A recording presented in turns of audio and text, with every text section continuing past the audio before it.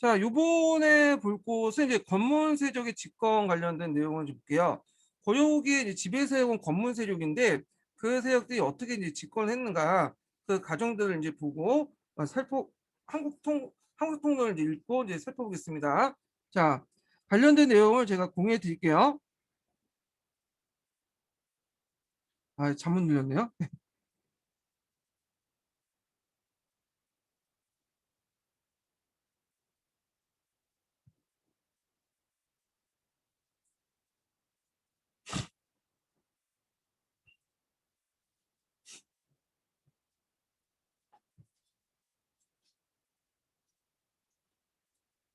자, 고려 후기에 이제 지배 세력은 건문 세력이었다. 자, 이들은 100년간 걸친 무신 정권기와 그 다음에 그 외 대영 관계가 진전되는 가운데 새로이 형성된 사회 세력인데 무신난 위에서 문벌 귀족이 몰락되고 무신이 집권층이 되었는데 무신 정권 붕괴 후에 다시 건문 세력이 새로운 지배 세력이 되었다. 자, 이 건문 세력들은 고려 전기의 문벌 귀족들과 그 성분이 달랐는데요. 일단 기존의 그 문벌 귀족들 있죠. 문벌 귀족들 외에도 지배층의 폭이 좀 확대됐어요. 아까 얘기한 것처럼 이제 그 무인 정권기 때 등장했던 세력들과 그다음에 이제 부원 세력들 있죠. 원나 관계를 통해서 들어왔던 세력들. 그다음에 항리 지역에 이제 항리 출신으로서 성장했던 세력들이 모아가지고 뭐냐면 건문 세력들이 이제 형성이 됐죠. 자, 그래서 우선 문신 정권의 세월 부상된 문신 세력들이 건문 세력들에 편입됐고요. 그래서 이제 그 무인 집정이었던 정중부, 이의박, 경대승, 이민민 및 최충 일가들은 그 정권 붕괴와 동시에 몰락했지만, 자, 이 시기에 이제 성장한 문신 세력들은 왕정 복구에도 유혹한 감으로 남아 있었다. 그 다음에 이제 대표적인 것이 무방 가문에서 건문 세력이 대표된 가문이 김치전라는 사람이 있어요. 이 사람은 이제 대몽 항쟁에서 주요 역할을 했던 그 사람이죠. 그 다음에 이제 있고, 그 다음에 이제 이와 같이 고려기의 무방 가문이 건문 세력의 등록선 고려전기의 문벌 귀족이 문방 가문만 구성된 것과 큰 차이점이 또 보이고 있고요. 그 다음에 고려기 때 건문 세력이 또 하나의 유형이 원가의 관계를 통해서 대두된 가문이에요. 몽고어의 역인도 성장했던 조인규 가문 있죠. 평양 조씨 집안, 은방으로 이제 성장했던 윤수 집안, 예, 그리고 있고 그 다음에 김방경 이런 사람도 있는데, 자, 이 사람이 무공을 세워서 김방경 사람도 이제 어, 원나라와 관계를 통해서 성장했던 세력들인데, 근데 아까 이제 얘기했죠. 원나라 관계에서 통해서 대두한 가문들이 다 부원배는 아니라고 했죠. 물론 상당수가 부원배지만 그렇지만 부원배가 아닌 집안이 있어. 이 김방경이야. 안동 김씨인데 요 집안은 이제 뭐냐면 김방경은 이제 원나라 관계에서 통해서 등장한 게 맞아요. 근데 어, 고려 왕실에서 끝까지 충성을 맹세했던 사람이에요. 상당히 충신이에요. 이 사람이요. 그래서 앞에서 언급한 것처럼 원나라의 관계를 맺었다 해서 100% 부원배는 아니었다. 이같이 김방경 같은 충신도 존재하고 있었다는 거죠. 자, 그 다음에 이제 이와 같이 고려국의 새로 대두된 가문이 건문 세력이 편입됐지만 또 이 문벌 귀족들이 이제 그들의 종속세야. 그래서 이 문벌 귀족들이 솔직히 말해서 건문 세력의 주요 멤버였다고 보시면 돼요. 자, 그래서 이제 즉 인주이 씨나 점안인 씨, 경규김 씨, 파평윤 씨 같은 정통 있는 정기적인 문벌 귀족이 고려 후기에도 건문 세족으로서 왕신이나 다른 건문 세족의 혼인을 맺었는데 이는 고려사의 뿌리 깊은 문벌관념이 영향 때문이다. 그래서 이렇게 이제 그 고려 후기 때 형성된 문벌 귀족들, 건문 세족들의 그는 대개본 자기들의 인척을 혼인 관계를 형성하거나 왕실 간 혼인권을 형성했는데 이런 것들 잘 볼 수 있는 게 그 교과서에 많이 나와 있죠. 충성화 교소에서 볼 수 있어요. 이 충성화 교소 내용 중에 뭐냐면 어, 그 당시 왕실과 결혼할 수 있는 집안들이 나열돼 있거든요. 네. 그래서 이런 집안들은 대표 권문세력주 집안이에요. 그 중에 상당수가 문벌귀족들이 포함되어 있고요. 자, 그래서 그러나 이 문벌귀족들은 정통적인 권위에 비해서 실제 정치 권력은 많은 편이 못 되었으나 여기에서 이제 권문세력들의 새로운 성격이 있는 것이다. 자, 그래서 이제 이 충성화 직위교서에서 이제 재상지종이라는 여기 나와 있네요. 예, 열거돼 있고 열거돼 있는데 요 재상지종과 관련된 교서가 교과서에도 나와 있으니까 한번 찾아서 꼭 보세요.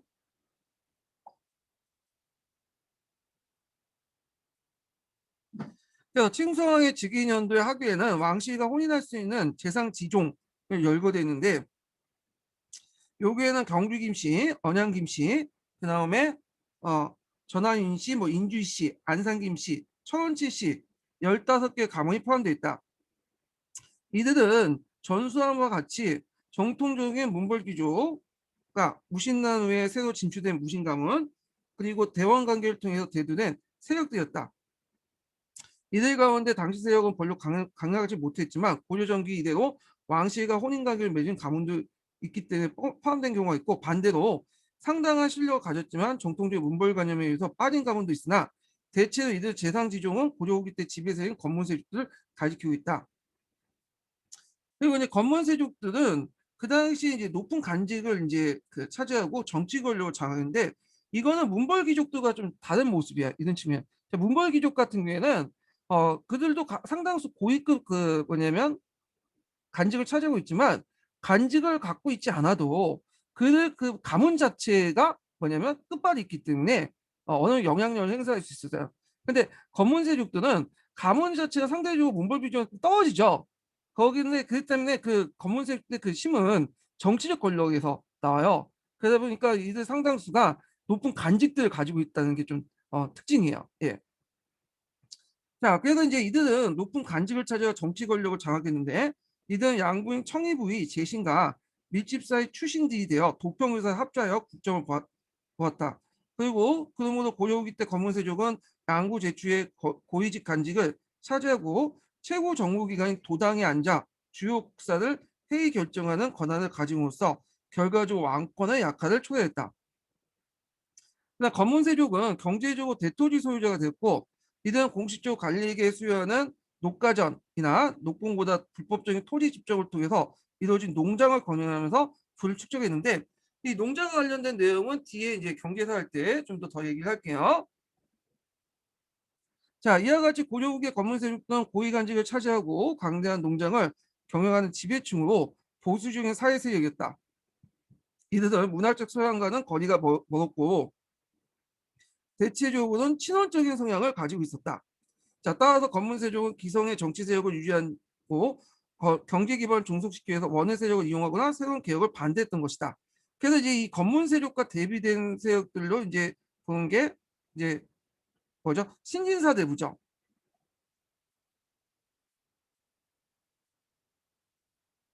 신진사대면 개혁에 찬성하고 친원파가 아니라 친명파고 어, 이렇게 이제 있는데, 근데 이렇게 대비해서 보기에는 좀 힘들어. 이거는 그냥 통념적인 내용만 쓰는데, 뭐 국편이라든지 좀 약간 심화된 서적들 읽으면 건문세족에 대해서 다 친원파도 아니에요. 예, 반원파도 있고, 또 이 건문세족 안에 이 집안 출신들 보면 신진사대부 집안하고 많이 겹쳐 있거든요. 그래서 이게 딱 이렇게 카드 짜듯이 이게 뭐 이건 건문세족, 이건 신진사대, 이분법적인 구분은 좀 힘들어요. 근데 일단 통론에서는 그런 식으로 나와 있어요. 교과서나. 예. 자, 고려국의 건문세족은 왕실과 혼인할 수 있는 재상지족이 되어 문벌을 중요시하는 점에서 어, 정기와 문벌귀족 비슷하다. 그러나 이들 차이점이 있는데, 우선 문방 가문이나 부원 세력 등 종래 문벌 개념으로 도저히 생각할 수 없는 새로운 성으로 구성됐음을 달랐고요. 예, 첫 번째 차이점이죠. 그래서 문방 가문이나 부원 세력들이 들어왔다. 되게 부원 세력들은 되게 중류 계층들이나 되게 보면 밑에 있는 서민들이 되게 많아요. 하류 계층들이 많죠. 이 사람들이. 뿐만 아니라 두 번째로는 앞에서 얘기한 것처럼 문벌 귀족들도 이제 고위직 관료들 많이 차지하긴 했지만, 고위직 관료를 차지하지 않아도 그 자체의 가문 자체가 귀족 특권을 줬어요. 끝발이 있는 거죠. 근데 이제 건문세족들은 현실적인 간직을 통해서 정치 권력을 행사했다는 점에서 그 관료적 성격이 더 강하다, 이렇게 이제 보시면 될 것 같아요. 자, 그래서 이제 고려 지배세력은 가문 위주의 문벌 귀족에서 보다 관료적 성향이 짙은 건문세조 발전됐다. 그러니까 약간 이제 그 건문세족의 이미지가 나빠서 그렇지, 사회 발전적인 측면, 지배층 확대 측면에서 볼 때는 좀 더 진전됐다, 이렇게 보시면 돼요. 이 문벌 귀족보다는 건문세족이 지배층의 폭이 더 크거든요. 예. 자, 그 다음에 이제 농장의 발달을 이제 볼게요. 요거 이제 보기 전에 잠깐 후생과 관련된 내용을 좀 읽어볼게요. 그게 134페이지부터 한번 읽어볼게요. 관련된 내용을. 여기 읽었네요. 예, 여기 있네. 제가 정리하다가 앞에 있는 내용을 같이 적어놨어. 예, 다시 농장 발달 내용 볼게요, 그냥. 예.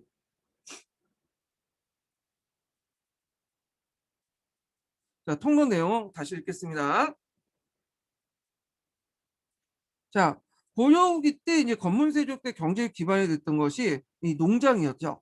그래서 이제 세족은 정치적 실권을 차지했을 뿐만 아니라 농장을 확대해 지배세력의 물질적 토대를 마련했고요. 그래서 이제 이 농장은 건문세족 때부터 나타난 건 아니에요. 이미 12세기 때 문벌 귀족들이 이미 농장을 토지 경방하면서 농장이 형성이 됐고, 무신정권기 때 뭐냐면 농장이 확대됐어요.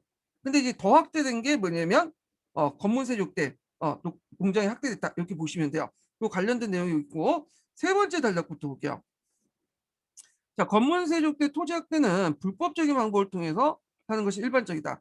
개경 한도 후에 1271년에 전시가를 대신해 녹가전을 제정했죠. 이 녹가전 좀 기억을 해주세요.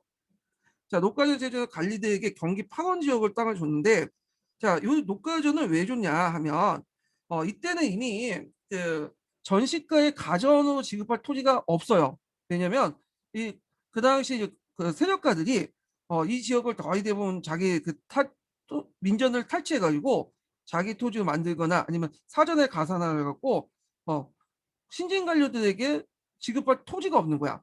그래서 이제 그 전시가 체제를 유지하면서 이 녹가전을 실시하는 거야. 그러니까 이 녹가전은 전시가 체제 자체를 부정하는 게 아니에요. 전시가 체제의 큰 틀 속에서 그 보완점을 마련하고자 녹가전을 실시한 거야. 가전법은 좀 달라요. 그래서 관리들, 이때 관리들은 이제 신진 관리들이죠. 신진 관리들, 새롭게 들어온 관리들에게 경기 파던 땅을 지급했어. 요 경기 파던 땅은 개경 주변에 땅을 줬다는 거예요. 근데 상당히 노른자 땅이죠. 그러면 건문세족들 입장일 때는 이 녹가전을 가만히 두겠어요? 아니죠. 이 녹가전도 처음에는 신진 관리들에게 줬지만 다 이 건문세족도 이게 뭐냐면 이 녹가전조차도 가지게 돼요. 예. 자, 그래서 이제 이런 녹가전에 의한 것도 지급했는데, 검문세 토지학대는 이 공적인 녹가전에 의한 것은 아니고 그들의 권력에 의해서 불법적인 탈점 및 약탈과 강점에 의해서 토지를 경매한 경우가 많았다. 그렇지만 이 경기 파원 지역도 녹가전도 이 검문세권에 넘어갔다는 거 좀 기억도 같이 해주시고요. 자, 검문세족들은 또 사패전을 받았어요. 사패전.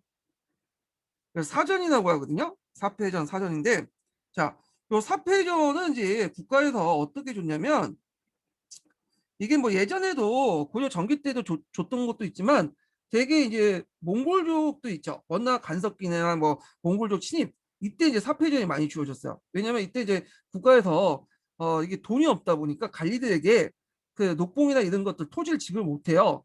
그러니까 대신에 이제 사패를 줘. 사패를 주면 어떤 특정한 지역의 땅을 개간할 수 있는 권리를 주는 거야. 이 사패전이. 물론 남의 땅에다 사표를 설정하는 경우도 있지만, 그러면 이제 여기 사표 받았으면 여기를 이제 사전인데, 요 사표전을 이제 개가하려면 그 지역에 면세권이 형성돼. 면세지. 예. 그래서 세금을 안 내도 돼. 그래갖고 이제 이건 뭐냐면 그 관리가 이제 가전을 받는 대가로 사표전을 주면서 면세지를 준 거죠. 자기 개간하라고. 그러면 평생 동안 이 사표전은 뭐랄까요? 자기 이제 면세권을 가지고 있는 소유주로서 세금을 안 내도 되는 땅이에요. 예. 근데 이게 합법적인 건데, 자, 그런데 이제 문제는 나중에 이제 떤 문제점이 생기냐면, 남의 땅에 사표전을 받아가지고 강제로 사표전을 받아서 그걸 강제로 뺏는 경우도 있고, 그다음 모수사표라고 해갖고 그 뭐냐면 모수 가짜로 이걸 만들어가지고 사표를 받은 것처럼 해갖고 남의 땅을 받는 그 뺏는 것도 있어요. 그래서 이제 이렇게 합법적이었지만 이 모수사표라고 해서 부당하게 사표를 받은 경우가 나타, 가짜로 해갖고 문서를 조작을 해가지고 이런 식으로 이 땅을 이제 불법적으로 뭐냐면 뺏는 경우가 많다. 그래서 이제 이렇게 있는 거 있고, 이게 잘못 설명했네요, 제가. 모수사패라고 해서 부당하게 사표를 받는 경우가 많은 게 모수사패고요. 예. 그다음에 아까 이제 사표를 받지 않고도 받은 것처럼 사칭하는 것도 이게 두 가지 경우가 있네요. 예. 제가 잘못 설명했어요. 첫 번째 모수 사표는 부당하게 사표를 받아서 남의 땅에 사표전을 설정해서 뺏는 경우. 두 번째로는 사표를 받지 않고도 마치 사칭해서 토지를 경영하는 경우. 이런 식의 사표전 관련된 그 토지가 있는데 이 사표전은 소유권을 받는 거예요. 소유권. 이거 나중에 좀 얘기해 줄게요. 그러니까 수조권을 받는 게 아니라 소유권을 받는 거다. 그래서 정리해 보면 사표해전 같은 게 예전부터 존재했고 주로 이제 원나라 간섭기나 몽골족 침입기 때 국가가 녹봉 대신에 줬던 토지인데 특정 땅을 사표해전 설정되면 그 지역의 면세권을 뭐냐면 받는 식으로 면세권을 이제 받는 식으로 이제 녹봉 대신 했던 토지인데 나중에 이게 이제 검은 세력도 이용을 해가지고 남의 땅에 사표를 설정해갖고 뺏거나 아니면 사표를 받지 않고도 마치 사칭해서 토지를 경영하는 그런 사표전이 형성됐다. 네, 이렇게 이제 보시면 될 것 같아요. 자, 그러다 보니까 이 농민들이 알아서 그 검문 세력들의 투탁, 자기 토지를 맡기고 그 밑에 이제 소장로 떨어지는 경우가 되게 많았다는 거죠. 자, 그 다음에 이제 이렇게 있는데 그러면 여기에서 이제 그 농장의 발달의 종류 관련된 내용을 볼게요. 이렇게 어 이거는 이제 몇 페이지 보시냐면요. 후셈이 있는 내용을 보고 이제 좀 정리를 할게요. 252페이지 펴보세요. 252페이지. 그래서 고려시대 때 형성된, 고려후기 때 형성된 농장의 종류 두 가지 이제 좀 볼게요. 252페이지.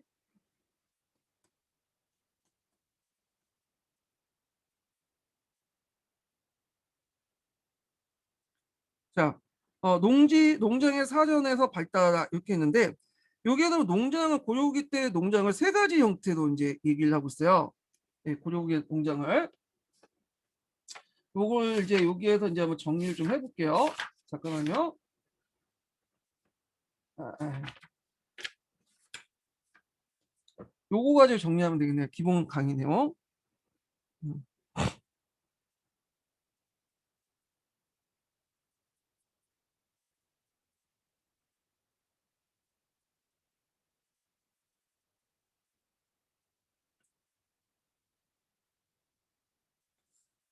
이게 어딨나? 네, 잠깐만요. 아유, 찾아야 되겠네. 자, 이제 기본 강의 교재 좀 펴놓고 요 푸셈 내용을 좀 정리해 볼게요. 이게 푸셈 내용이 이제 내용을 제가 정리를 했는데, 대개 보면 농장 학대 방법은 세 가지가 있어요. 네, 고려 후기 때요. 하나가 이제 사전에 가산하여. 이거는 이제 그 예전에 조상들이 수조권을 계속 세습하면서 그 집안의 토지가 돼버린 거야. 이 수조권 자체가. 그래서 영대 점유체계가 형성되죠. 그래서 이제 심지어는 자기가 간직에 있지도 않은에도 불구하고 예전에 조상들이 그 수조지를 계속 받았기 때문에 우리가 이제 그 지역에 는 기득권을 갖고 있다 이렇게 우기면서 이 지역을 농장화시킨 거야. 자, 이들 사전화 가산화를 통해서 이렇게 농장화됐던 토지들은 엄밀히 말하면 소유권상의 의미의 농장은 아니에요. 수조권상의 의미의 농장이야. 그런 사전의 가산화를 통해서 하는 내용은. 자, 그랬더니 사전의 가산화가 일어나면서 이 지배층 내에서 수조지를 둘러싸고 갈등이 일어나죠. 예. 자, 그 다음에 두 번째가 이제 앞에서 언급한 사패전 발급을 통해서 형성된 농장이에요. 그래서 사표전을 발급해서 개간 사업을 통해서 소유권과 면세권을 획득했는데 원래는 이제 항우지에다 이제 거기에 설정됐지만 앞에서 언급한 것처럼 요 사표전을 어떤 식으로 불법적으로 이렇게 이제 조작을 해가지고 뭐냐면 강제도 불법적으로 해갖고 하는 경우도 있죠. 예. 그래갖고 이제 뭐 토지 경과 모수 사표나 사표 사칭하거나 이런 식으로 요 사표전이 확대되니까 이제 투탁을 해갖고 일반 농민들이 자신의 토지들에서 이제 사원의 기득권 넘기고 견작권만 획득하는 방식 이런 것들이 다 사표전과 관련된 거예요. 이런 것들이. 그 다음에 세 번째로는 저습지나 연의 평범한 토지들을 개간 사업을 한 건데 이거는 자기가 이제 인력을 동원해 갖고 하는 거기 때문에 주로 어떤 일반 학리들이 좀 했던 거야. 그러니까 이제 일단 그 당시 등장했던 뭐 신진 사대부들, 이런 사람들이 이렇게 토지 개간 사업을 통해서 하는 거죠. 자, 그래서 이건 소유권을 인지하는 거죠. 자, 그래서 이렇게 형성된 토지는 소유권상 그 농장을 얘기해요. 자, 그러면 어느 게 일반화됐냐면 그 당시 농장은 요 사전의 가산화가 사표전 요게 농장의 대세였어요. 그리고 자기가 이제 뭐냐면 개간 사업을 통해서 했던 거는 좀 소수였고요. 예. 그래서 세 가지 이제 뭐냐면 농장 형태가 있었다. 그러면 나중에 그 우리가 이제 가전법 개혁을 할 때 그 토지 정리 개혁을 하잖아요. 그 토지 개혁의 대상을 어디에 이제 주했냐면 요 수조권과 관련된 거예요. 수조권. 그러니까 사전의 가산을 통해서 형성된 농장만 대상으로 해서 그 가전법 개혁을 했죠. 그래서 이런 것들 이제 폐지하고 사전을 이제 수조권을 바탕으로 농장을 폐지하고 그 농장들의 땅들을 수조권을 다시 신진 관료들에게 나눠줬잖아요. 예. 근데 요 사폐전가 형성된 그 농장과 그 자기가 토지 기관에서 형성된 농장은 건들지 못했어요. 왜 건들지 못하냐? 요 사전에 가산화 같은 수조권을 바탕으로 한 농장이기 때문에 개혁의 대상이 될 수 있었지만 요 사폐전이나 그 다음에 토지를 개간한 건 뭐야? 이건 소유권 관련된 거죠. 그러니까 이 소유권과 관련된 토지는 그냥 그대로 인정받았다. 이렇게 이제 보시면 될 것 같아요. 세 가지 형태의 농장이 있었고요. 자, 하여튼 농장의 이제 학대 결과 이제 뭐냐면 토지 점유자 사이 갈등. 그러니까 수조권 내 이제 사전에 가산화 과정에서 실제 일을 했는데 거기에 이제 그 수주를 받지 못하는 사람들과 일은 하지 않지만 예전에 우리 조상들이 그걸 했다는 이유로 해갖고 계속 영대 정유를 하는 사람들의 갈등. 그리고 농민의 불만과 저항. 그 다음에 이제 이런 자원들을 유지하기 위해서는 앞에 언급했듯이 암락 위천이 많이 행해졌다고 했죠. 양인을 3인으로 전환시키고 이런 과정도 있었고, 자, 토지 공권력의 어떤 권한 약화, 국가 재정의 궁핍. 그래서 정부는 이런 농장학대에 어떻게 대응했냐 두 가지 방식으로 대응을 했어요. 자, 이거 프로셈에 나와 있는데 첫 번째는 전민변전 사업이에요. 그러니까 이제 전민변전 사업은 노비가 됐던 민가, 그다음 남한테 뺏긴 땅을 원래 주인으로 돌려주고 원래 신분인 양민으로 만들어준다는 사업이죠. 이 전민변전 사업은 우리가 이제 전민변전 도감만 기억을 하니까 공민왕 때만 있을 걸로 보이지만 실제 공민왕 때만 있었던 게 아니라 고려국의 전반적인 어떤 역대 왕들의 개혁이었다 보시면 돼요. 이군요. 그래서 이제 공민왕 때 개혁뿐만 아니라 그 전부터 충녕왕부터 해서 원종 때부터 계속 우왕 때까지 이런 전민변전 사업을 계속했어요. 예. 그 중에 이제 교과서에 이제 강조되는 부분은 어디야? 공민왕 때 기억이죠. 그 부분이. 그 다음에 이제 전시가 체제를 이제 거의 붕괴되니까 이걸 보완하고자 두 번째 이제 했던 게 녹가전 실시죠. 그 경기 파원의 이제 신진 관리들에게 되게 녹가전을 지급을 했다. 예.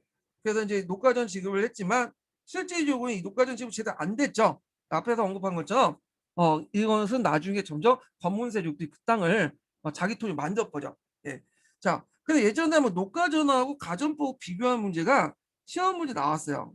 예전에 한번 언급한 것 같은데 이게 예전 논술형 2차 문제에 나왔던 거거든요. 녹가전도 좀 기억을 해두시고요. 자, 그러면 여기 이제 포생 관련된 내용을 한번 읽어볼게요.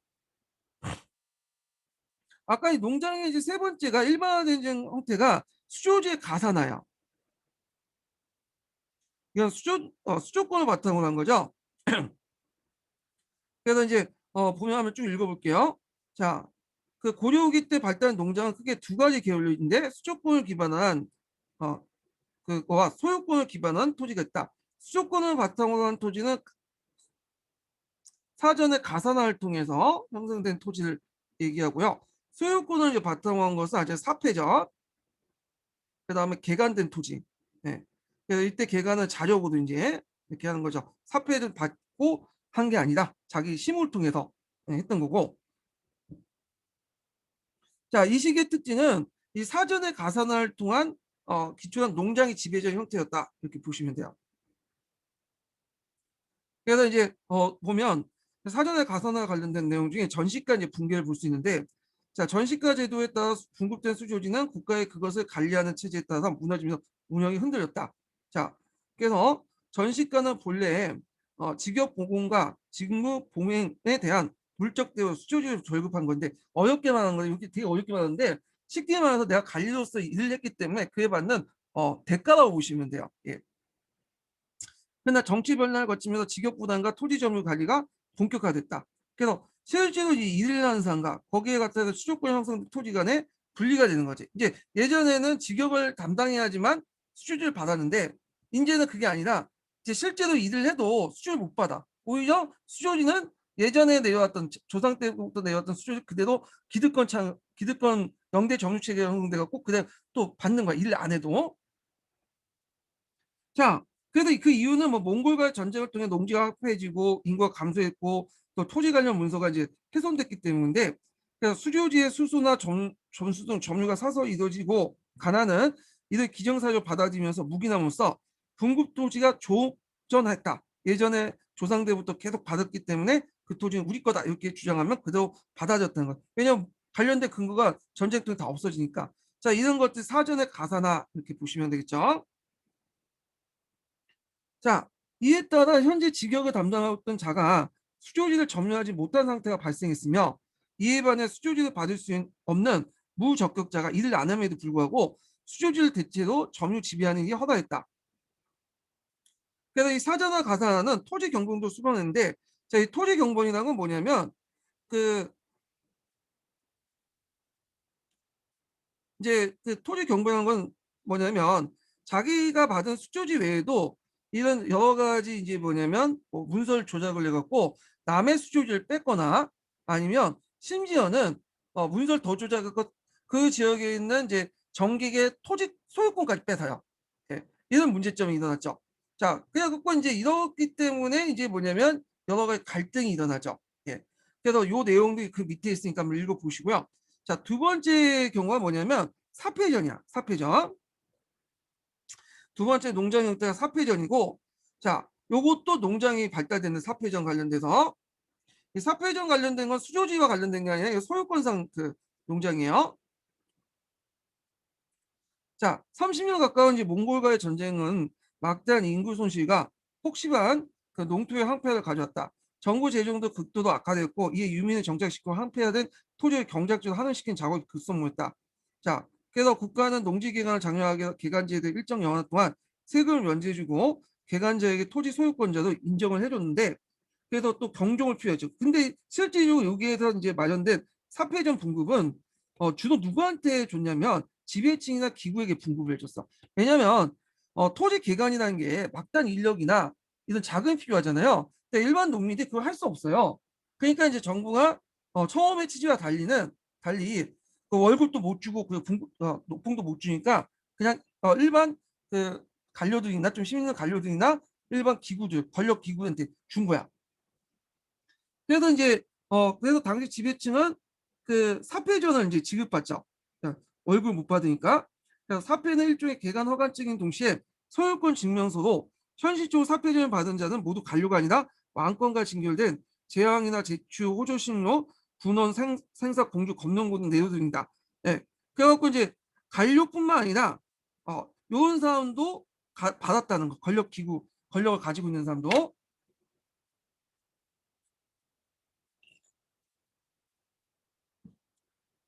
참고로 이 권령군은 그 원나라 공주가 데리고 왔던 그 치종들 얘기예요. 권령군이라고 하죠. 그 사람들 중에 상당수가 또 욕심이 많아가지고 이렇게 사폐전을 받고 행패를 부린 사람도 있어. 자, 그리고 이제 충령한 충성한 충해왕 때 공민왕 때는 또 사폐전 지급받는 이들 가운데 왕이 원나라 억류됐을 때 그 뭐냐면 보편한 신하도 많았다. 그래서 이제 사폐전은 개간을 전제로 하기 때문에 소유권을 확보하고 또한 국가로부터 전조의 면제를 받았다. 약간 이제 소유권하고 전조의 면제, 자기 토지에 수조지가 형성되면 이게 면제가 되는 거야. 그래서 결국에는 사폐전은 개간과 관련된 소유권이 수속자 그 신분과 연관되어 수조권을 확보한 토지다. 이 수속자라는 건 사폐전을 받은 사람의 어떤 신분이죠. 그래서 이 신분이 관료 신분이기 때문에 이 사람들이 일을 하는 대가도 이렇게 받고 아니면 권력을 가지고 있기 때문에 또 면세권을 받고 이런 식으로 해갖고 이제 사회전이 형성됐다는 거죠. 자, 그 다음에 이제 이런 두 번째 이제 사회전이 형성된 것도 있고요. 그다음에 그 밑에는 이제 사회전에 이제 빙자한 토지 경쟁도 있었다.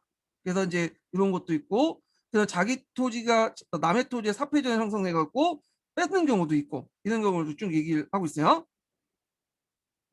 자, 그래서 사폐조는 매개로 형성된 농장은 수조지와 소유지가 중첩됐죠. 수조지가 받게 된 면세권이 이제 받게 되고, 저 또 자기 토지죠.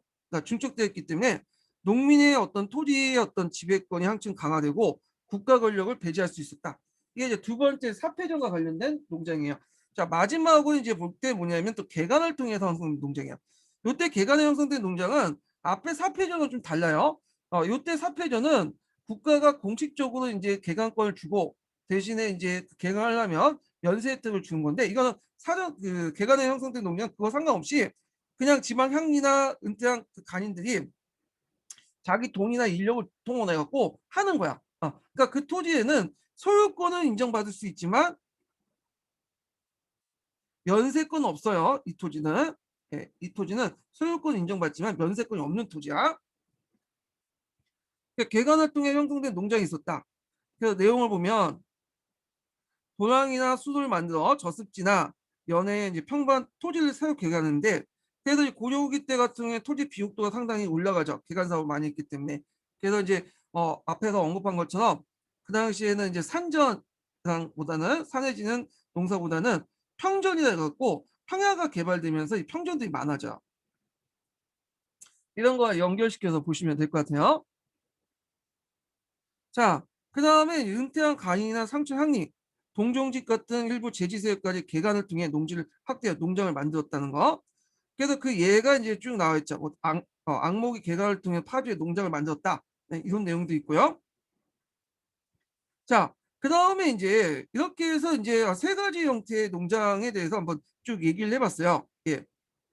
자, 그 나머지는 한번 쭉 읽어보시고, 자, 농장 문제와 정부의 대책을 보면, 자, 여러 개통의 농장 가운데 가장 지배적인 형태, 기본적인 거는 앞에서 언급한 사전에 의한 가사나 사패전에 의한 토지죠.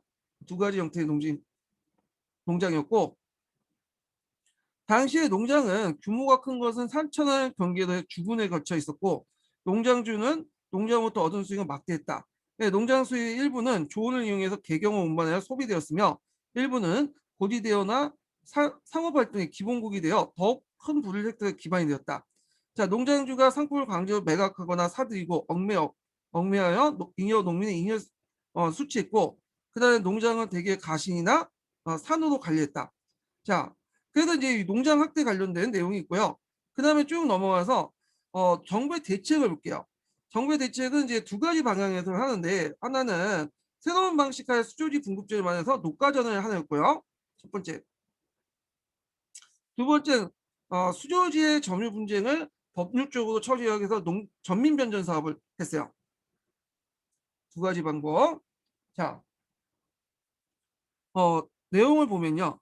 자, 녹과전은 절급 대상, 수급 대상이 현직 양반 관료들이야. 주로 이제 그 수주료를 받지 못한 신진 관료들 의미하죠. 그래서 설치 지역은 경기 팔원. 여기 경기 팔원은 오늘날 경기도가 아니라 개경 부근에 있는 그 팔원을 얘기해요. 그러니까 지리적으로 보면 이제 항해도 그 남부 지역과 경기 북부 지역, 요 정도 보시면 돼요. 노른자 땅이죠.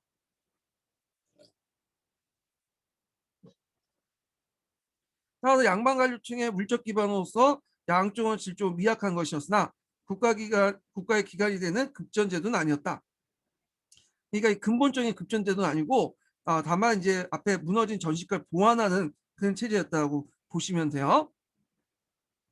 그래서 이제 요 내용들 좀 기억을 해두시고, 그 밑에 뭐 가전법 개혁 관련된 내용이 있으니까 요거는 뒤에 있는 내용을 한번 읽어보면서 같이 그때 보기도 하죠. 네, 두 가지 이제 방안이 있었다. 이렇게 기억을 해두시면 돼요.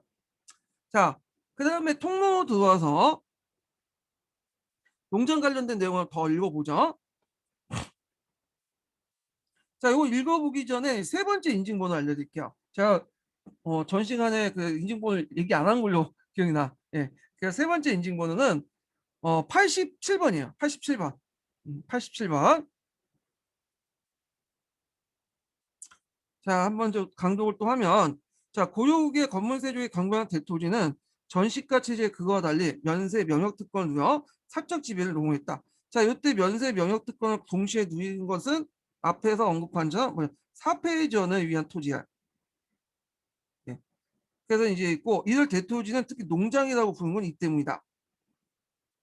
그러니까 농장의 소유주단은 토지 소유에 따른 조세를 납부하지 않았고, 농장의 전호들은 국가에 바쳐야 할 공구야 용역을 부담하지 않음으로써 불수, 그러니까 특권을 누리고 있어. 세금을 내지 않는 그런 권리도 있었다. 이렇게 보시면 돼요. 근데 여기 이 농장은 주의할 게 이제 사폐점과 관련된 거예요. 이거는요. 예. 그다음 이 농장은 전국적으로 분포되고 그 규모가 막대했으며 수백 개에 이르는 강대한 농장이 허다했고 어떤 경우는 2천에서 3천 경에 되는 것도 있었다. 이에 고려 말기에 농장은 산천을 경계에서 온 선천 경계에서 그 주군에 거친 하나 행정구역이 이르기도 했다. 국왕이 차지한 농장을 장천하고 부르는데 요때는 이 장천을 내장전이라고 해요. 보통 우리가 이제 얘기하는 내장전하고 이제 비슷한 개념이라고 보시면 돼요. 여기. 그래갖고 고려 시대는 예전에 제가 전 강의도 얘기했지만 이 내장전 장천하는 이 장원은 주로 행정 단위로 줬어. 군과 현 단위로. 예. 그래갖고 여기에 살고 있는 사람들 좀 부공민 취급받았다고 했죠. 장처에 살고 있는 사람도. 근데 조선 시대 같은 경우에는 그렇게 내장전이 크지 않았어요. 장처에 그 당시에 내장전이 했는데 그때 이제 장처처럼 이제 군현으로 이렇게 나눠지는 게 아니라 그 당시 조선시대 내장전은 주로 군현 단위가 아니라 지방에 뿔뿔이 흩어져 있어요. 그러니까 군현 단위가 그 규모도 그렇게 크지 않았어. 예. 자, 하여튼 이 장초다로 부르는 내장전은 그 수가 360개가 되었다고 한다. 또 사원이나 그 국왕이 건문세족의 토지 기준으로 강당 농장을 소유하기도 했다. 사원도 국왕이나 건문세족 때 토지 기준으로 강대한 농장을 소유하기도 했고요. 자, 그럼 이런 농장의 발달은 결과적으로 국가의 토지에 대한 공권력이 약화를 초래하죠. 농장의 확대는 국가의 공천, 국가의 공정이라는 것은 이제 국가가 수조권을 부여해 줄 수 있는 땅 있죠. 이 땅을 침식되어 관리들에게 녹가전을 지급할 수 없게 되었고, 그다음 노비와 농민이 농장을 흡수됨으로써 역시 그 국가 지배 공민이 감소하였던 것이다. 자, 이러한 결과 농장에 주어진 면세 명령 특권은 그래서 국가 재정의 궁핍한 결과를 가져오게 됐다. 자, 이에 국왕과 신진 관료들은 건문세족들이 그 건방한 농장을 확보하고 토지 제도를 정비를 모색하기도 했다. 자, 이런 움직임은 패전개혁의 일환으로 이제 이미 충렬할 때부터 이제 일어났는데, 자, 이때 이제 우리가 이제 알고 있는 전민 변전 도 사업이 이루어져요. 여러 가지 개혁 정치가 이루어지고, 자, 요걸 이제 좀 정리할 필요가 있어요. 여기 이제 여러 이제 충렬할 때부터 여기 뭐 충성왕, 공민왕 때까지 여러 이제 개혁 관련된 사업들이 일어나는데, 자, 그 이제 개혁 기구들을 한번 정리를 좀 해볼게요.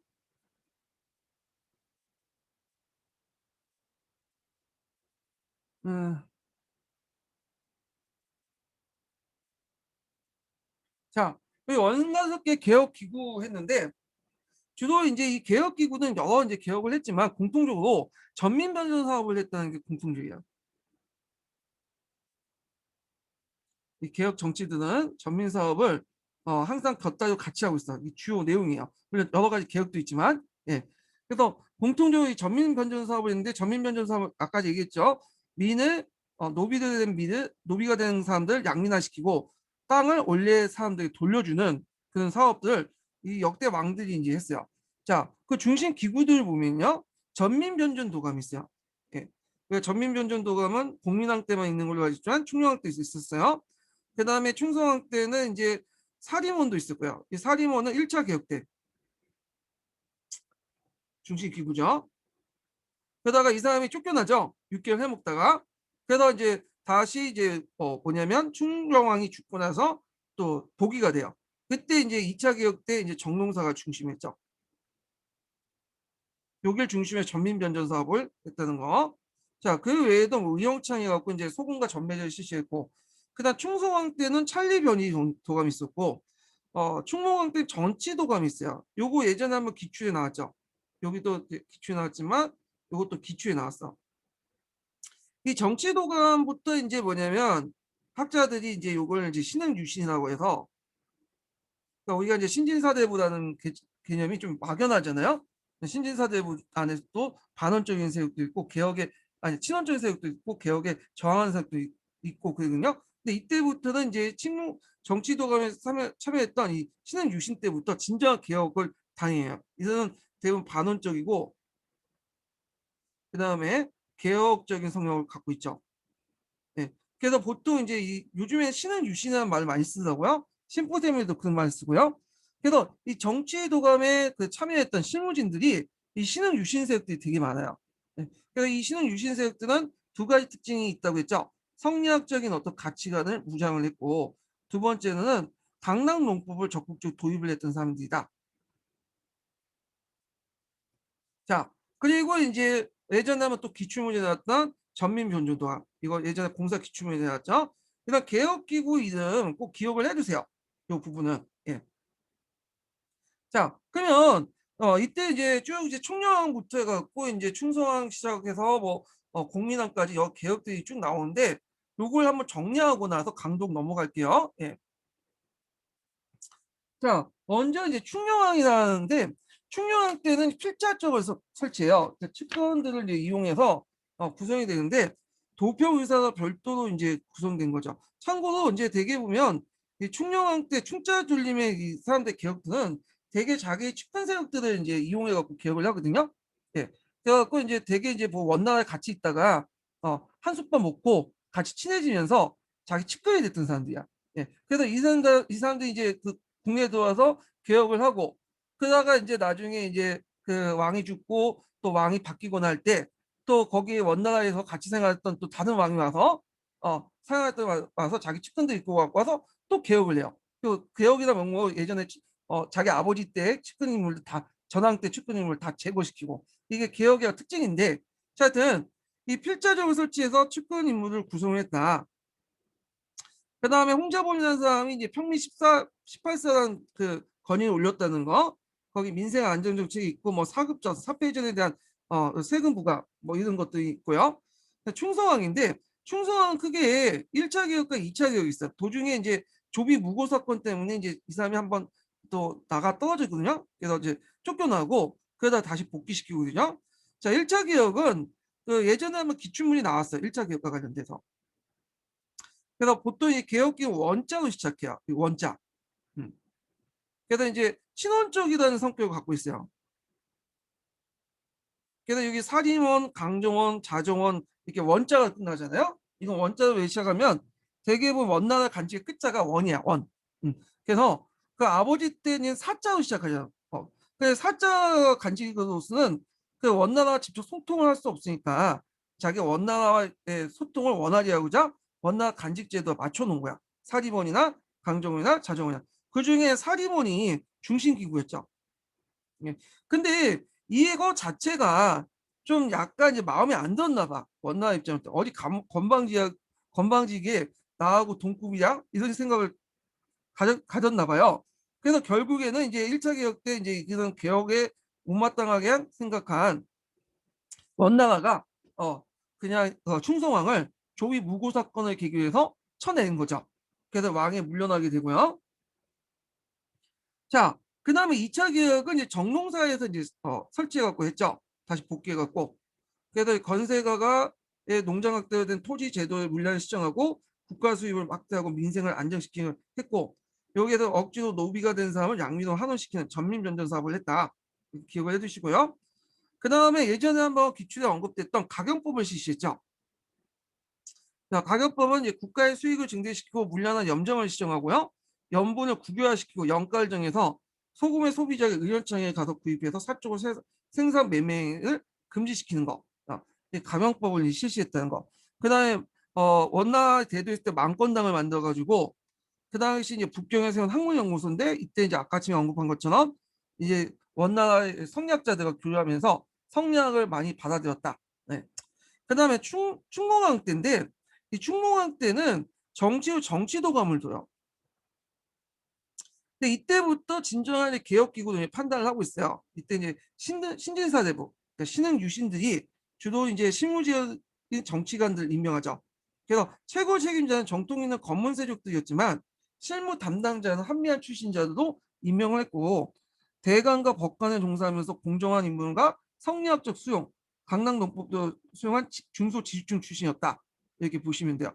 이 개혁기구를 이끌었던 이제 그 정치도감을 이끌었던 사람은 충무왕이라고 돼 있지만 실제로 이건 충무왕 때 만들어진 거고 충무왕이 이끌었던 거 아니에요. 충무왕이 그 당시 나이가 10살밖에 안 된 어린애였어요. 그러니까 이 사람이 개혁을 했다는 건 말이 안 되고 그 어머니가 그 있어. 어머니가 제 이름을 까먹었는데 몽골 공주가 있어요. 그 사람이 개혁을 한 거야.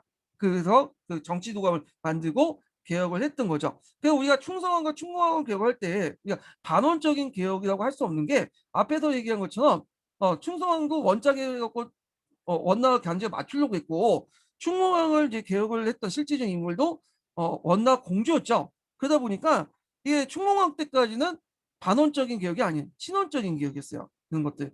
예.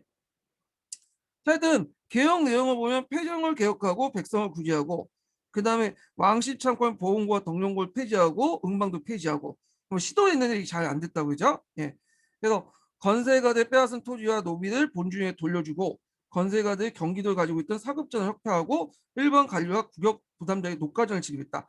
그래서 이제 요런 근데 이게 사급전은 원래 녹가전이었다 지네들 뺏은 토지니까 이걸 다시 돌려주고 일반 그 관리들에게 돌려줬다는 거야.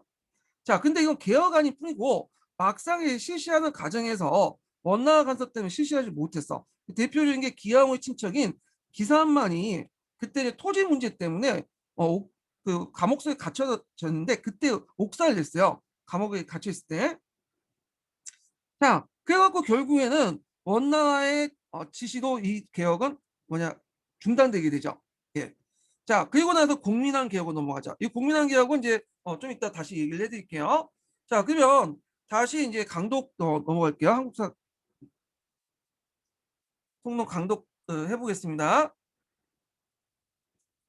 자, 국왕과 신진관료들의 검은색의 경관 농장을 확파하여 토지지도 정비를 모색하였다. 자, 이러한 움직임은 패전개혁의 일환으로 이미 충녕왕 때부터 나타났고 그 충녕왕 14년에 전민변준 도감을 설치했죠. 그 다음에 이제 왕 21년에 홍자본, 이 홍자본은 이제 충녕왕 측근 세력이에요. 그래서 평민 14사를 이제 18사를 건의한 것이 바로 그것이다. 자, 이어서 이제 충성왕 보기와 함께 대대적인 재정 개혁을 설치해서 추진했고, 그다음에 그 여긴 안 나왔지만 충성왕과 이제 보기와 함께 했던 게 정농사나 이런 기관들을 얘기하는 거예요. 그다음에 충수왕은 5년에 찰리 변이 도감을 줬어. 그래서 검문세족들이 점유한 전민을 본주인에게 돌려주게 했다. 또 충무왕 때 정치도감을 설치해서 각 도의 관리를 보내 양정케 함으로써 검문세족들이 강조한 토지를 살피도 하였고 공민왕 때는 그 전민보존 도감을 설치해서 검문세족이 탈정한 토지와 노비를 원주인에게 돌려줬다.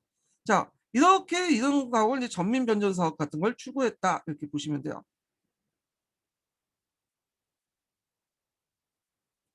자, 그렇지만 이 전민변전 사업은 검문세족 때 강력한 반대에 부닥치게 되고 반부에 좌절됐죠.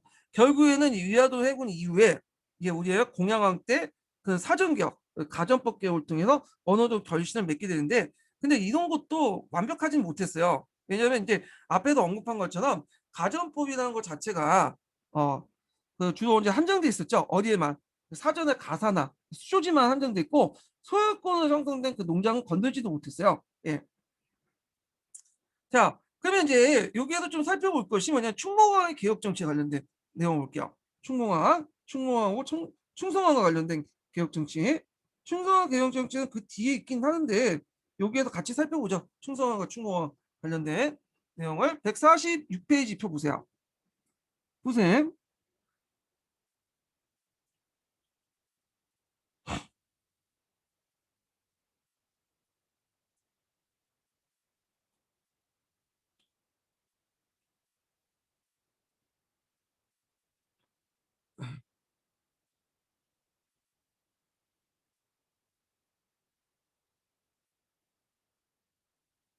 충성왕의 개혁 정치가 잠깐만요. 어, 이게 여기 있나? 뒤에 앞에 있군요. 예. 여기 앞에 충무강만 나와 있네. 여기부터 보죠, 여기. 예. 저 왔다 갔다 하네. 예. 자, 여기 이제 그 몇 페이지 보면 145페이지부터 보세요. 자, 우리가 이제 앞에 충자 돌림의 왕대 개혁 정책 특징이 뭐냐면, 우리가 반원적인 그 개혁이 아니었다는 거예요. 이거 예전에도 한번 시험 문제 나왔는데, 대개보면 충자 개혁의 개혁 정치는 친원적인 성격을 가지고 있었다. 그래서 간혹 원나라 지원안에 또 하게 됐어요. 물론 이제 이게 원나라의 어떤 기득권을 이제 벗어나긴 하면, 간섭을 받고 이제 그 개혁이 중단됐긴 했지만, 자, 그 내용 한번 읽어볼게요.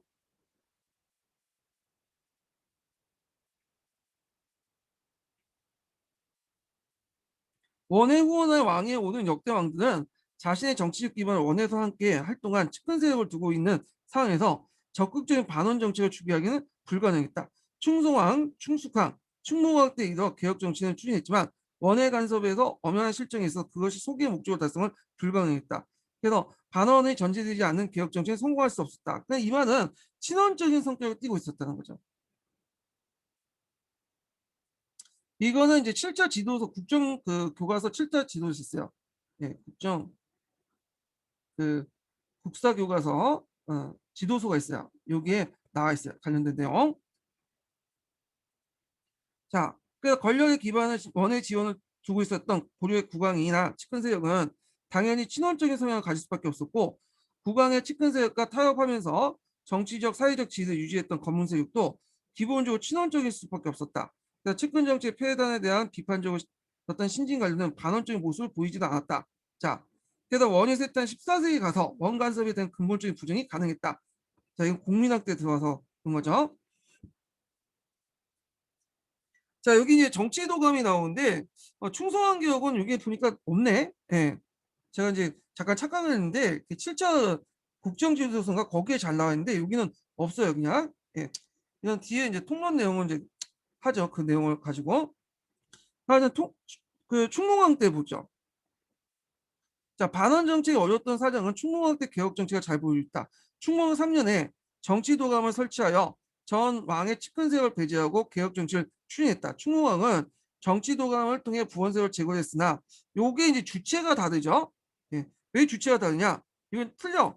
충무왕은 나이가 어렸기 때문에 10살 어린애가 실제로 정치를 못했고 그 어머니가 했다고 했죠. 예, 이렇게 이제 기억을 해주시고, 자, 제거했으나 부원 세력이 대대적으로 개혁을 실패하고 말았다. 충무왕 때 추진한 개혁안은 개혁 주체의 도덕성과 제도 운영의 공정성을 강조한 성리학적 개혁론이기 때문에 충무왕, 충성왕 때 개혁과 큰 차이가 있다. 이때 성리학적 개혁론이라는 것은 아까 전에 거기에 참여했던 그 정치 도감에 참여했던 대부분 실무자들이 어떤 사람은 신흥 유신 계층이기 때문에. 자, 그래서 이렇게 해서 한번 좀 파악을 했고요. 다시 이제 그 신흥 사대부의 대도 이렇게 볼게요.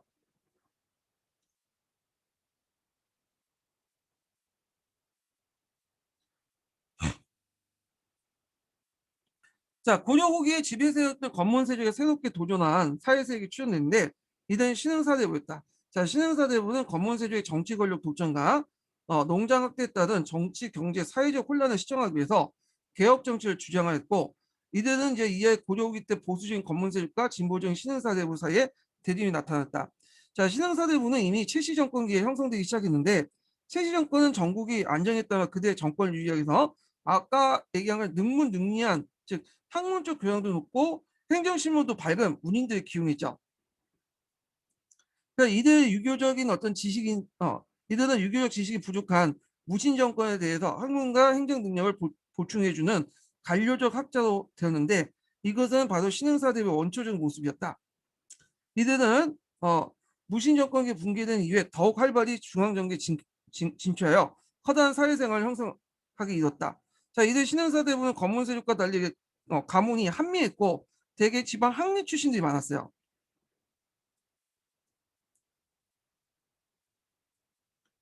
그래서 이 고려 항리는 후기 사회 경제 병동에 겪으면서 중도 지주를 선정했는데 그 자제들은 학문적 교양을 쌓고 각오를 통해서 중앙 관료로 진출하게 되었다. 따라서 신흥사대부는 이미 중앙정계의 보수적 세력 기반을 구축하고 있는 검문세력과 대립을 하고 있었다. 그래서 신진사대부는 좀 각오를 통해서 많이 간직에 진출했고요.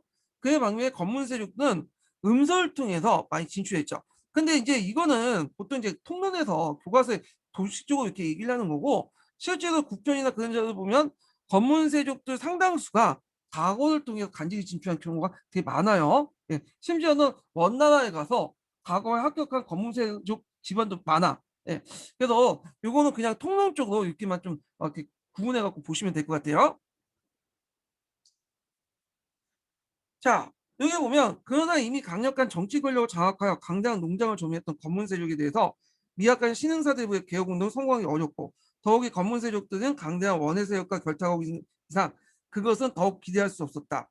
그러니까 1298년에 그 충성왕이 즉위하자 전반적으로 간제개혁을 당해 정방을 폐지하고 사림원을 설치하죠. 요 사림원과 관련돼서 예전에 기출문제 나왔죠. 이게 04년 기출문제 나왔을 거예요. 예.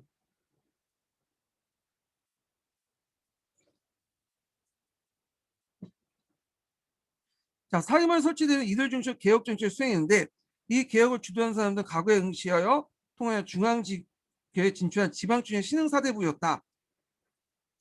자, 그래서 충성왕은 보수적인 건문세력에 대해서 이들 신인사대와 걸탁을 해서 개혁 정치를 이제 추진함으로써 구강권 강화를 모색했다. 근데 이거에 대해서 좀 학계에 대해서 좀 약간 의견이 많아. 충성왕의 그 걸탁된 그 세력들이 가장 신진 사대부였는가? 앞에서 언급한 것처럼 대개 보면 충자 돌림의 그 개혁 정치는 그 개혁가들은 충무왕 때를 제외하고는 대부분 측근 세력들이었어요. 예. 그래서 되게 이제 개혁이라는 명목으로 그 전대 왕들의 개혁들을 측근 세력들 제거하는 거죠. 예, 그런 성격이 되게 가기 때문에 신진 사대보다는 좀 약간 뭐냐면 건문세족 아니면 건문세족보다는 약간 이제 다른 계급이냐 신진사대부 우리가 생각한 개혁적인 신진사대부 반원적인 신진사대부가 아니었다는 거죠. 그걸 알 수 있는 게 충성왕 자체 개혁은 지향점이 반원이 아니에요. 친원이죠, 친원. 그래서 이거는 예전에 뭐 학계에 그냥 그 견해를 좀 적어놓은 것 같아요. 근데 지금 학계 견해는 좀 달려졌다는 거 좀 기억을 해두세요. 그래서 대부분 신진사대부 결탁을 했다는 보다는 그냥 측근세력이라고 보시면 돼요. 충녕왕부터 해갖고 예, 충무광 때까지, 충수광 때까지 기억은 예, 이런 세력들이 주도를 했고 결국은 반원적인 개혁은 아니었다. 신원적인 성격의 개혁이다. 예. 그래서 이제 그러나 이제 충성왕과 신흥사대 개혁 정치는 원해 결핍된 검문색적 반발로 실패했고 충수왕도 결국 퇴위하고 말았다. 뭐 이렇게 되는데 자, 요거에 대해서 다른 의견을 적어놨죠. 21번 한번 읽어볼게요. 자, 신흥사대부에 대해서 근래에는 신흥 유신이라고 칭하면 좋다는 견해가 제시되고 있다. 이에 의하면 원간섭기 때 현실 타입적인 사대부에 대해서 충무왕 때 이후에 성령을 받아들여 가구의 급장 문신관료와 좀 구별시킬 필요가 있다는 거죠. 이재영 같은 그 뒤에 있는 사람들과 그래서 이제 뭐 신흥 그 사대부라고 생각하면 우리가 뭐 친원적이고 반원적이고 개혁적이고 그런 것만 연상되잖아요. 근데 이런 것들은 이제 구분해서 그 뒤에 충무왕 때 개혁 때 그 뒤에 이제 그 사람들이 진정한 개혁가다. 그래서 따로 구분하기 위해서 신흥 유신이라고 불려야 된다. 이렇게 주장을 하는데 최근에 이걸 이제 많이 불리더라고. 신흥 유신이라는 명칭을. 근데 뭐 여기에서는 그냥 이제 교과서나 여기에서 이제 그 통론회 같이 이제 신흥사대부를 개혁가로 이제 상정하고 쭉 얘기를 할게요. 자, 그래서 이제 이렇게 충성화 개혁 관련된 내용을 했는데 아까 얘기한 충성화 개혁 관련된 내용이 좀 적죠. 예. 그래갖고 제가 이제 기본 교재에 그 강의 내용 있죠? 충성화 관련된 내용. 요거 좀 같이 봐두세요. 1차 개혁과 2차 개혁 이렇게 봐두고 요거는 이제 어디 보시냐면 앞에서 잠깐 언급했는데 7자 지도서 있죠. 요즘에 나온 7자 지도서는 좀 잘 안 돼 있어. 내가 봐도 개인적으로 볼 때. 그 7자 지도서 국정 지도서가 있어요. 국정교과서. 국정 국사 교과서가 있어요. 그러니까 예전에 박근혜 때 교과서가 아니라 그 이명박 저기 뭐 김대중 대통령 때 그때 국사 교과서 썼죠. 고등학교 국사 교과서 지도서가 있어. 요거 보시는 게 좋을 것 같아요. 요거 제가 자료실에 그 한국사 자료실인가 거기 그 올려놨거든요. 그 파일요. 다운받아서 보세요. 오히려 거기가 더 자세히 돼 있고 더 자세히 원하신 분은 국편이 봐야지 뭐 그거는. 자, 그래서 이제 이렇게 해서 한번 봤고요. 그 다음에 이제 쭉 읽어볼게요. 자, 국민항 관련된 내용을 볼게요. 국민항. 자, 이 국민항 아니 국민항 보기 전에 이재왕과 관련된 내용을 볼게요. 충성왕 때 그러니까 충무왕을 거쳐갖고 이제 신흥 유신 진정한 개혁가였던 이재왕 관련된 내용을 좀 볼게요. 이 35페이지 표 보세요. 보충 자료.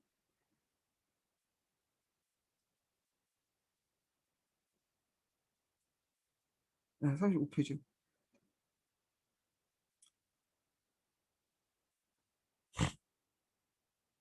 자, 이재현은 충성왕부터 충무왕까지 했던 사람인데 종전에 이제 그런 어떤 그 신진 사대부와 달리 좀 이 사람은 좀 개혁적인 성향이 강한 사람이에요. 그래서 이런 사람들 이제 따로 묶어서 이제 신은 유신이라고 얘기했죠.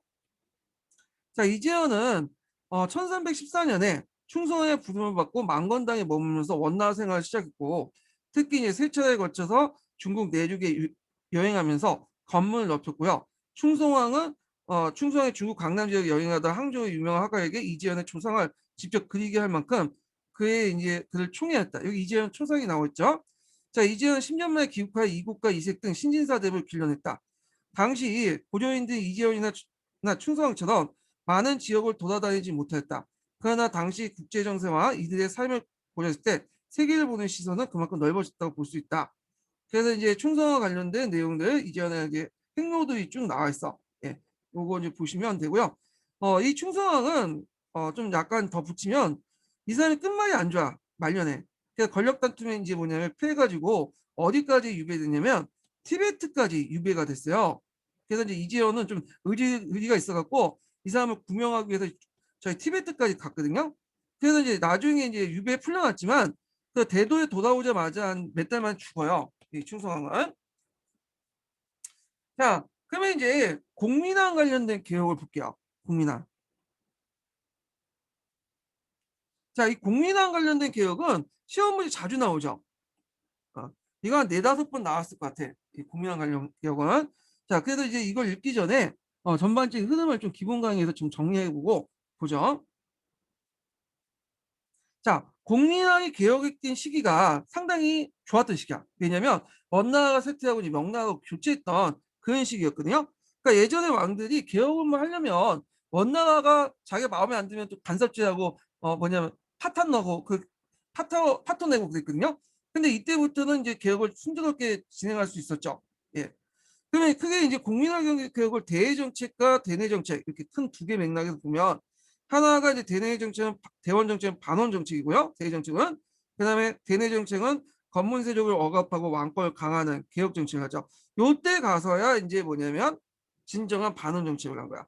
그래서 그 전의 개혁은 충무왕 때 가독을 거쳐서 좀 있지만 그 전까지 충무왕 이전의 개혁 정책 같은 경우에는 그 친원적인 성격이 있고 충무왕은 친원과 반원이 왔다 갔다 하고 국민학 때 와서 이제 반원 정책으로 넘어가게 되는 거죠. 자, 그래서 이제 기철 등 부원배를 제거하고요. 정동행성 이문소를 혁파해요. 그다음에 쌍성총검을 공격하죠. 근데 기철의 부원배를 제거하고 정동행성 이문소를 혁파하고 쌍성총검을 공격하는 그 사건이 한날 한시에 동시에 이루어져요. 이게요.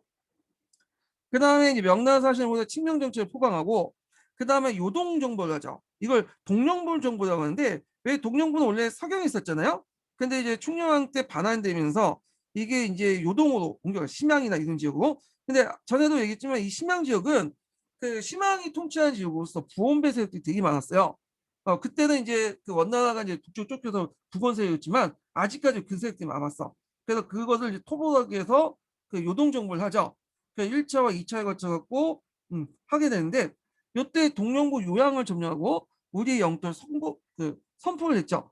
그래서 이때 그냥 거기에 머무르고 장악했으면 좋은데 여기 요동 지역을 장악할 수 만큼 군사력이 없었어. 통치할 만큼. 그래서 그냥 물러난 거야. 영토만 선포하고. 그 의미는 뭐냐? 일단 이걸 통해 북원과 단절케하고 부원 세력들의 어떤 근거 지역을 제거하기 위해서 그 원정을 했다. 이걸 요동정벌 또는 동령불 정벌 이렇게 하죠. 동령부가 그 서경호 이제 서경에서 요동지역으로 이동했기 때문에 이 동령부가 거기 있었거든요. 예, 그래서 동령부 정부라고 동령부 정벌이라고 또 해요.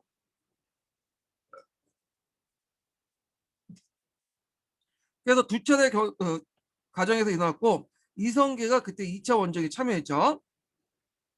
자, 대내 정책에서는 이제 왕권 강화를 하는데 예전에 삼성육부 구간제를 복귀를 하죠. 문종 때.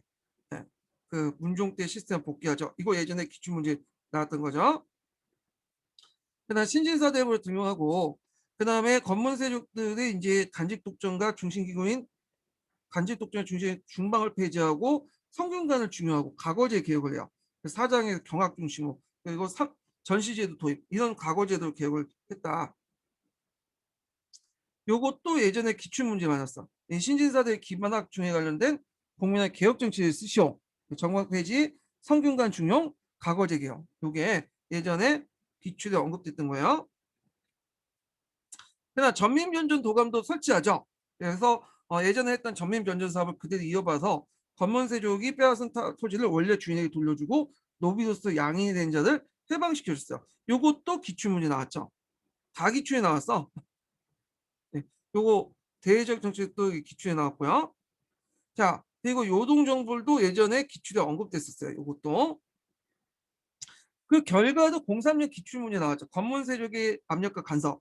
그 다음에 신진사대부의 이제 뭐냐면 세력의 미약 실패 이렇게 있는데 요건 건문세력 압력과 간섭은 좀 아닌 것 같긴 해요. 왜냐하면 그 당시 국민당 때는 그렇게 건문세력이 되게 강하지는 않았는데 하여튼 뭐 그게 통론이나 교과서에 있으니까 요 정도 외워두시면 돼요. 자, 그래서 이제 이렇게 해서 이제 국민당 개혁 정책에 관련된 내용을 한번 살펴봤고 교과서에 있는 내용을 좀 읽어볼게요. 먼저 통론 넘어가기 전에 7페이지 보세요. 7페이지.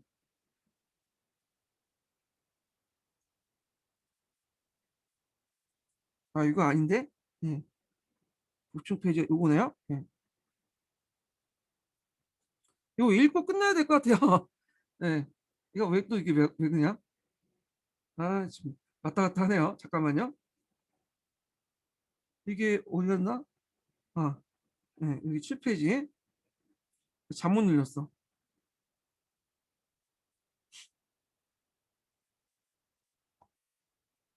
자, 국민의 개혁 정치에 있는 금성교과서 내용 한번 읽어볼게요. 자, 14세기 후반에 이어 원이 쇠퇴하자 국민당은 정치개혁을 통해 원의 간섭을 벗어나고자 했다. 그래서 국민당은 기초를 비롯해서 친원세력들 제거하고요. 그 다음에 정동행성 이문소를 폐지하였고 또 무력으로 상성총감을 공격해서 청령 이북당을 탄압하고 고구려의 옛땅인 요동지방을 공격했죠. 요걸 이제 두 번에 거쳐서 이제 요동정벌 또는 동영부 제가 발음이 안 되는데 동영부 정벌이라고 하죠. 그다음에 간제를 복구하고 삼성 육부 제도를 몽골풍도 금지시켰다. 그러니까 국민당은 내정 개혁을 추진해서 승려했던 신돈을 기록해서 전민변전 도감을 설치하고 건문세족이 불법적으로 빼앗은 농토를 원래 주인에게 돌려주고 노비도 전락한 양민의 신분을 돌려주었다. 양민의 신분을 되돌려주었다. 그러니까 이 함께 개혁을 추진한 새로운 세력 양성하게 신진사법을 정계 지출을 확대했다. 이렇게 있고요. 자, 백성들은 공민화 개혁을 환영했으나 기득권을 상실하게 된 그 검문세력의 반격으로 신분을 제고되고요. 얼마 안가 공민왕이 시해되어 개혁은 실패로 돌아갔다. 그러나 이때 개혁세력 성장하기 시작한 신지사들의 점차 역량을 키워 후에 이제 이성계는 신흥 무인 세력들과 손을 잡게 되죠. 그래서 검문 세력들을 제거하고 새로운 사회를 건설할 수 있었다. 자, 여기 보면 이제 그 공민학 개혁 정책에 관련돼서 그 반원 정책과 영토 회복 관련된 내용이 있어요.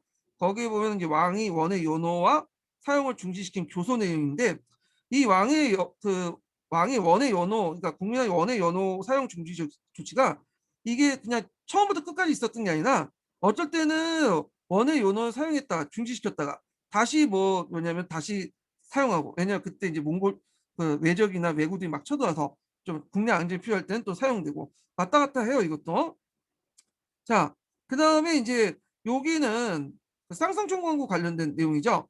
그래서 점령 관련된 내용인데 동궁의 병마사 유인호가 쌍성을 함락하고 쌍성총광 조송생과 천호 탁도경이 도망쳐 버리니 하주, 등주, 등지에 와서 되찾게 되었다. 그래서 고종이 이후 완이 차지했는데 이때 와서 쌍성총광을 모두 수복했다. 이 쌍성총광부 이제 그을 뭐냐면 회복할 때 그 이성계 아버지 이자춘이 큰 공헌을 했다고 그래요. 그때. 그 다음에 이제 그 옆에 자료 2번을 보면 신진사대부, 그러니까 신진사는 신돈의 전민변전 사업이 있어요. 요 사료. 자, 요게 이제 예전에 그 03년 그 공사 기출 사료도 나왔던 거거든요. 그래서 이제 요거 내용 한번 읽어보세요. 시간 관계에서 이제 다 읽기는 힘들어가지고 여기 건너뛸게요. 요거 예전에 기출 사료 나왔으니까 읽어보시고요. 자, 여기 국민안 관련된 내용들은 이제 한국 통론 부분은 이거는 이제 다음 시간에 읽죠. 예, 내일 또 하죠. 예, 내일 그 강독 부분을 할게요. 국민항 그 한국통로 강독 부분을 이제 진행을 하겠습니다. 자, 오늘 수고하셨고요. 끝까지 참여하신 분들 고생 많이 하셨습니다. 자, 내일 뵐게요.